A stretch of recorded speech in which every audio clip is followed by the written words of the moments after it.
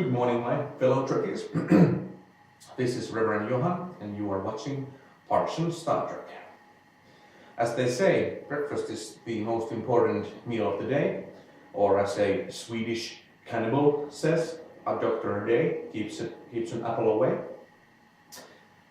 I'm having a good breakfast today because I'm on my way on an away mission to Helsinki, and I'm having scrambled eggs.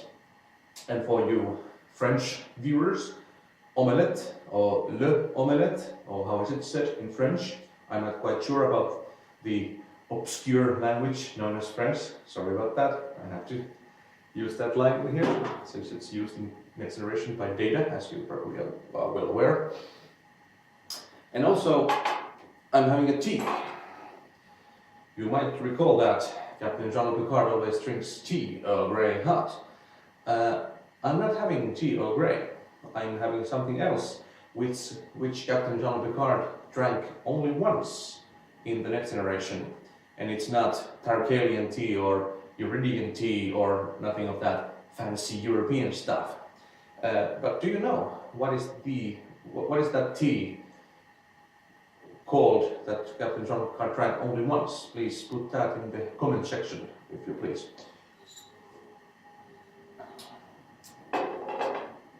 But today I'm going to an away mission to Deneb 2 at Farpoint Station, and I hope I don't have any unfortunate encounters there.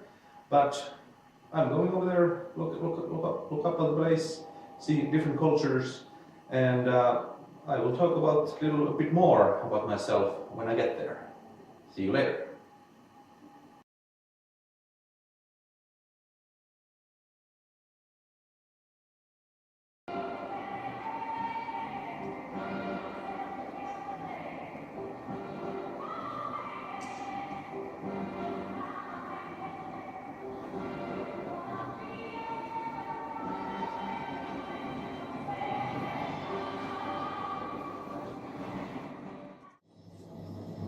Moi.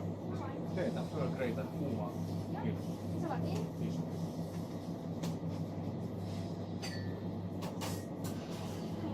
Ei muuta, onko tää muuten... Tää tänne nyt tähän. Joo, käy. 3 euroa.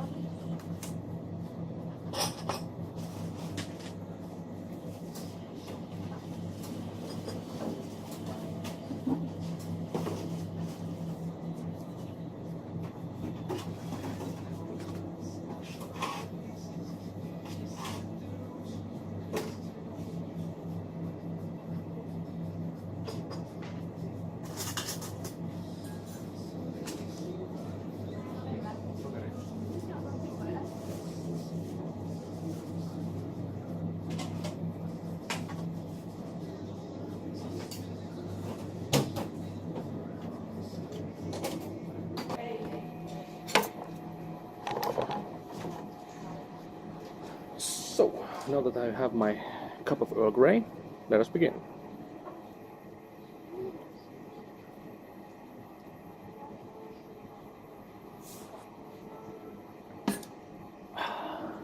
Worthy for captains, I would say. So, my interest in Star Trek began when if I recall correctly, I was about 6 and I was in my grandmother's place in a daycare, so to speak, and I started to look about her son's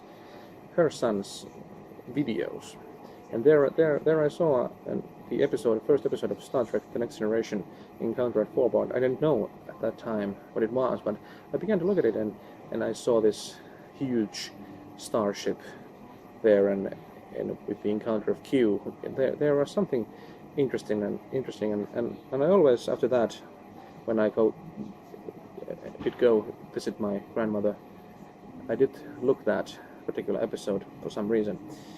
Then, perhaps when I was 12, that episode came in the national TV here in Finland, and then I began to look into what Star Trek was really about.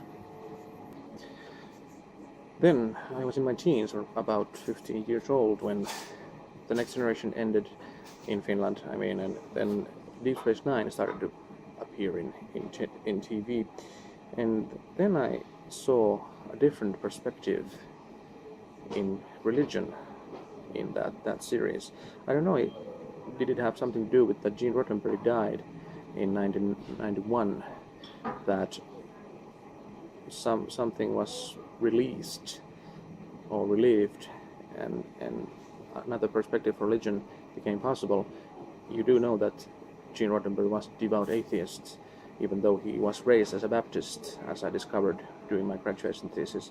But Deep Space Nine was very interesting series.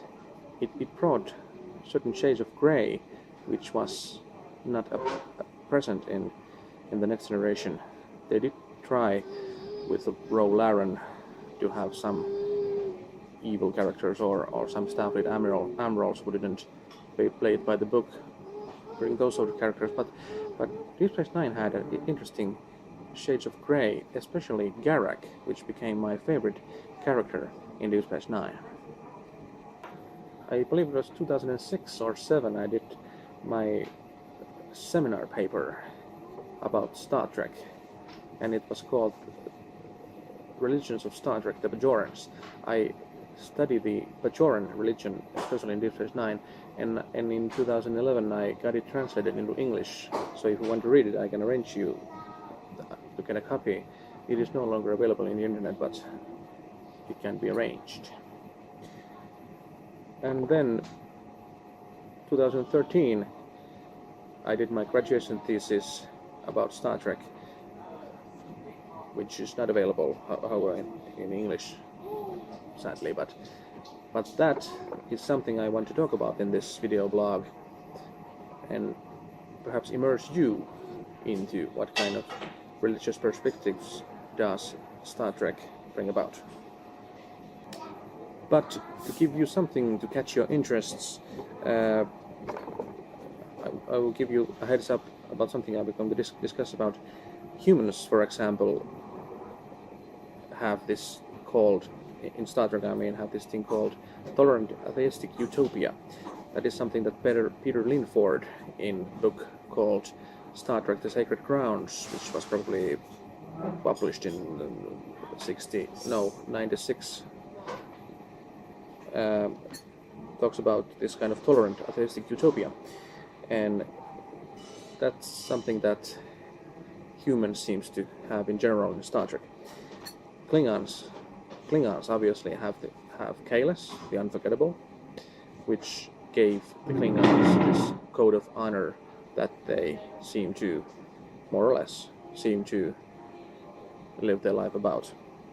And Bajorans obviously have prophets they believe in too, and also the Tar Wraiths, which is kind of the opposite number in Bajoran religion.